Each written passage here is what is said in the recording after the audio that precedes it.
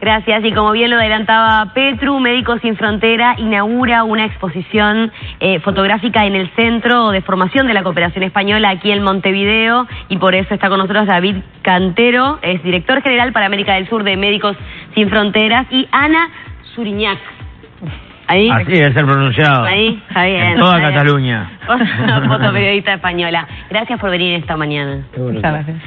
¿Por dónde querés que arranquemos? Nos gustaría, o algo presentamos en el bloque pasado, pero siempre está bueno repasar cuál es el trabajo de Médicos Sin Fronteras y darles la bienvenida acá, agradecerles, porque por el acento empezarán a adivinar de que no son originarios de estas tierras. Pues que están de visita. Bueno, un gusto. Bueno, un placer estar aquí una vez más, ¿no? Bueno, Médicos Sin Fronteras es una organización humanitaria que brinda asistencia a poblaciones víctimas de conflictos, de catástrofes naturales y epidemias y situaciones extremas de exclusión de la salud, ¿no? Hoy lo venimos haciendo ya desde hace más de 45 años y en 70 países hoy en día en todo el mundo. Atacan sin discriminación alguna de nacionalidad, ideología, filiación religiosa, sin discriminación de ningún tipo. Ustedes llevan esa atención médica donde se la necesita, a nivel humanitario. Eso es, ¿no? Yo creo que de lo que estás hablando básicamente es uno de los principios humanitarios, que es la imparcialidad, ¿no? Es decir, atender eso sin ningún tipo de discriminación. Los otros dos muy importantes son la independencia, en la cual nosotros también nos regimos, la llevamos a rajatabla, y el otro sería la neutralidad, por el cual de alguna manera no tomamos partido por ninguno de los bandos en los conflictos, ¿no? ¿Cómo puede un médico formar parte de esta organización, ser un médico sin fronteras y participar en alguno de los 70 países en los que están? ¿Cómo se organizan? Bueno, lo primero de todo decir que ya hay profesionales uruguayos que lo hacen hoy en día y están pues diseminados por muchos países del mundo.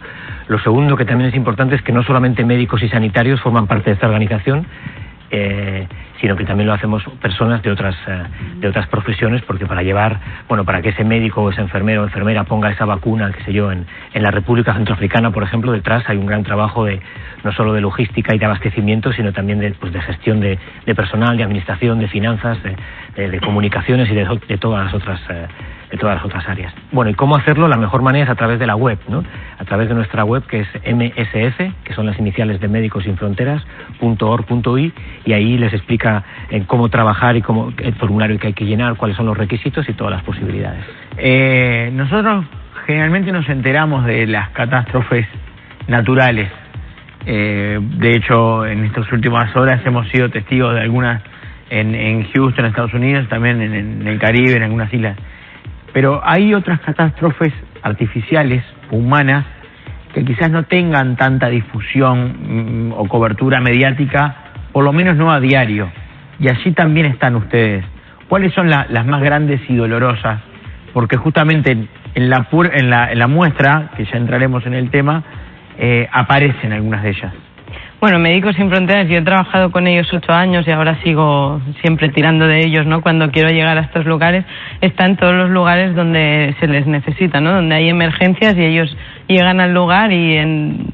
¿Cuánto es? 24 horas, 48 horas, te montan un centro de cólera, de ébola y de lo que es lo que hace grande a la organización, ¿no? Entonces, están tan en catástrofes naturales cuando el gobierno no llega. También Médicos Sin Fronteras accede en Haití, por ejemplo. Médicos Sin Fronteras estuvo al principio, durante toda la epidemia de cólera y hasta que se les necesitó, ¿no? Entonces, como periodista es importante estar vinculado, ¿no? A organizaciones tipo Médicos Sin Fronteras, porque son ellas normalmente las primeras en llegar y quien te pueden informar y dar una perspectiva muchísimo más amplia de lo que está pasando en ese contexto, ¿no? Y nosotros tenemos la obligación de conocer lo que pasa en ese contexto antes de empezar a trabajar en el contexto, ¿no? Por eso es tan importante que organizaciones como ellos tengan este interés que tienen, ¿no? En contar también lo que pasa, no solo en salvar vidas, sino en contar lo que está pasando en los lugares donde están trabajando. Y específicamente, a mí me interesa saber, y por eso preguntaba, ¿en qué lugares es el hombre que está matando al hombre y no la naturaleza o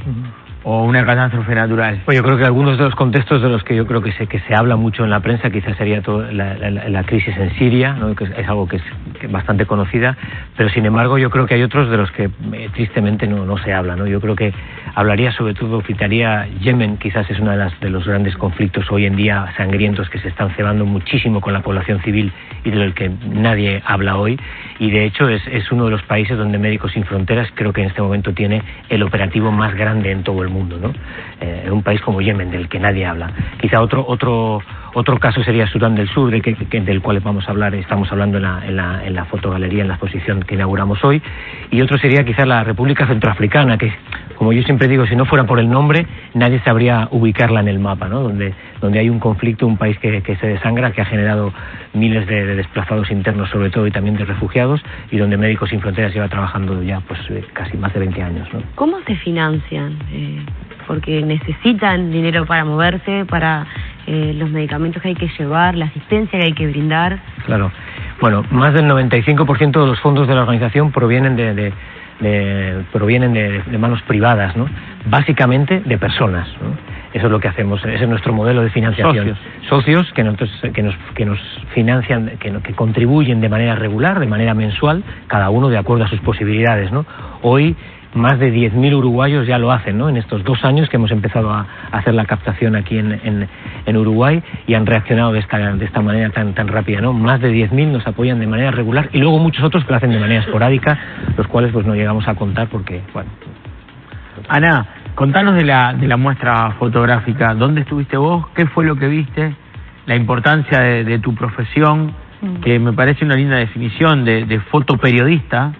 O sea, no es solo fotógrafa, no es solo periodista, es hacer periodismo a través de una cámara de fotos. Correcto, yo siempre digo, ¿no?, que yo no soy, antes de fotógrafa soy periodista, mi manera de contar lo que pasa es a través de las imágenes, ¿no? En la muestra un poco lo que, bueno, de la mano de Médicos Sin Fronteras se intenta es mostrar 3 contextos donde existe gente que ha tenido que dejar sus casas a causa de la violencia, ¿no? Uno es el mar Mediterráneo, que a lo mejor es una crisis que sí que ha salido mucho más en los medios, básicamente porque está afectando a Europa, entonces ahí está, ¿no? Todo el mundo le llama la crisis de refugiados, que bueno, es un poco mal llamada crisis de refugiados, ¿no? Hemos metido Sudán del Sur, que es un país en guerra desde 2013 y que hay muchísima parte de la población que está desplazada en las mismas fronteras, o sea, la gente desplazada es esa que no puede salir de su país, sino que se tiene que mover, abandonar sus casas, pero no puede cruzar ninguna frontera. Yo siempre remarco muchísimo que son los grandes olvidados de los movimientos de población, porque se habla de más de 65 millones de personas que han tenido que abandonar sus casas a causa de la violencia. 40 millones son los desplazados internos, ¿no? Estos desplazados internos son los que aparecen menos en los medios de comunicación, y luego otra crisis de la que se habla poco es todos esos centroamericanos que salen de Centroamérica muchas veces también a causa de la violencia y cruzan México sufriendo también violencia en la ruta para llegar a Estados Unidos, ¿no? Ahí estamos viendo algunas parte de tu trabajo. ¿Esto es? Esto es Sudán del Sur. Esto es un rescate en el Mediterráneo.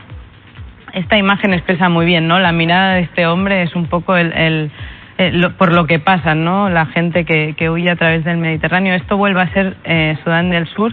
Es Malakal era la segunda ciudad más importante de Sudán del Sur y quedó totalmente arrasada por la guerra, y esto pues es una fotografía que muestra bastante bien el cómo se siente, ¿no? La gente una vez se la rescata, lloran de nervios, lloran de emoción, lloran un poco de todo, ¿no? Porque todo lo que han pasado, no solo al cruzar el Mediterráneo, sino al estar atrapados en Libia, bueno, es muy duro, y en el momento que les rescatas y les subes al barco es como un momento en el que sienten un poco, es el primer momento de paz que sienten después de mucho tiempo atrapados.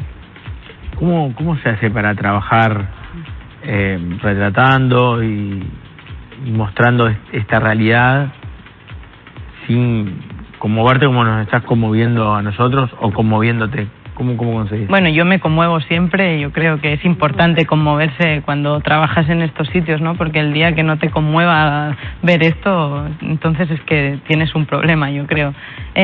Bueno, con el tiempo vas adquiriendo un poco más de experiencia y sabes más cómo sobre todo con la cámara, ¿no? Porque la cámara a veces a la gente le impresiona Invadir mucho un poco y mi principal miedo es no molestar y no causar más molestia a la gente que está en situaciones como las que vemos en las imágenes, ¿no? Cuanto más trabajas en estas situaciones, más puedes percibir, ¿no? Si la gente está cómoda, si no. Yo normalmente intento tardar muchísimo en empezar a hacer fotos, ¿no? Me paseo, conozco a la gente, veo el entorno, pues en los campos desplazados ando muchísimo por el campo desplazado, y cuando ya la gente un poco, en la medida de lo posible, se ha acostumbrado un poco a tu presencia, es cuando empiezas a sacar las fotos, ¿no? Pero siempre hablas mucho con la gente, con la familia a la que vas a retratar, para intentar pues no vulnerar su intimidad, ¿no? Que al final una cámara a veces vulnera la intimidad. Aún así hay muchísima gente que quiere enseñar lo que les está pasando y quiere mostrar que, oye, estamos en este campo y no tenemos ni comida, ni no, los utensilios de primera necesidad. Entonces ellos son los primeros que te dicen, sí, sácanos fotos, porque es una manera de mostrar lo que está pasando, ¿no? Entonces, bueno, un poco tienes que siempre equilibrar, ¿no? ¿Cuánto tiempo de trabajo? Dijiste que hace 8 años estás con la gente de Médicos Sin Fronteras, pero la muestra que les recordamos va a estar en el Centro de Formación de la Cooperación Española y se llama Éxodos, historias de refugiados, migrantes y desplazados. ¿Cuánto tiempo de trabajo refleja, más allá de los lugares que nos contaste y todo?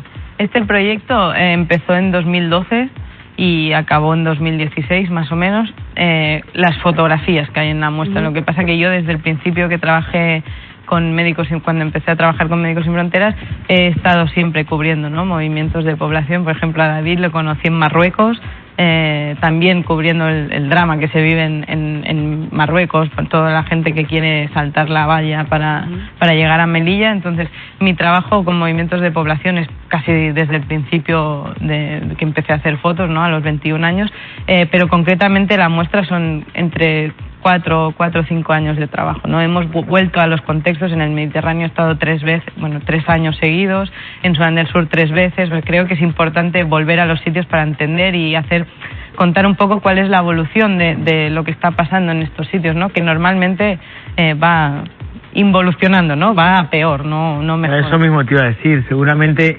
lamentablemente, y por más que sea triste y doloroso, muchas de esas personas que vos lograste retratar hayan muerto. Y es doloroso, pero es así, porque a pesar de los esfuerzos de organismos como Médicos y otros tantos, lamentablemente no hay una voluntad política internacional para que estas cosas se solucionen. De hecho, forman parte hasta del sistema y todos andamos y seguimos. ¿Ustedes hacia dónde apuntan, digamos? ¿Hacia atacar la emergencia o cuál es el objetivo final?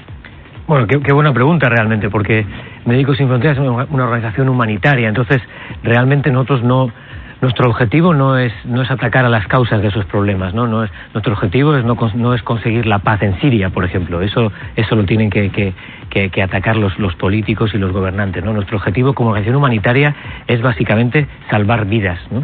Es aliviar ese sufrimiento en ese momento, ¿no? La ayuda humanitaria se define así, ¿no? Esa ayuda de persona a persona, de sociedad civil a sociedad civil, que en ese momento quiere salvar esa vida a esa persona que está en situación extrema. Eso es lo que nosotros queremos.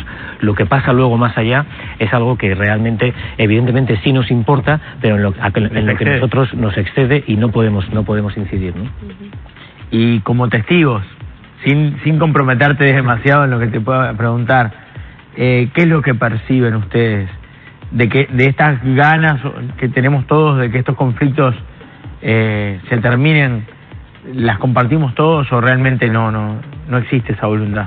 Bueno, depende si hablamos a nivel personal o a nivel político, ¿no? Nosotros somos muy críticos, muchas veces hacemos denuncias realmente fuertes. Hoy lo estábamos haciendo apuntando a la Unión Europea una vez más por su política antimigratoria, ¿no? y las muertes y el sufrimiento que está causando. Entonces, en ese sentido, nosotros lo que vemos muchas veces, lo que hacemos es contar al mundo crisis humanitarias, pero que en la mayoría de los casos la solución no es humanitaria, la solución es política. Claro. Y eso es lo que nos excede, como tú decías. O sea, una decisión o una política de Estado puede salvar mucho más vidas que cualquier esfuerzo que haga Médicos. Bueno, ese es un poco el objetivo de nuestro testimonio y de nuestra denuncia en primera.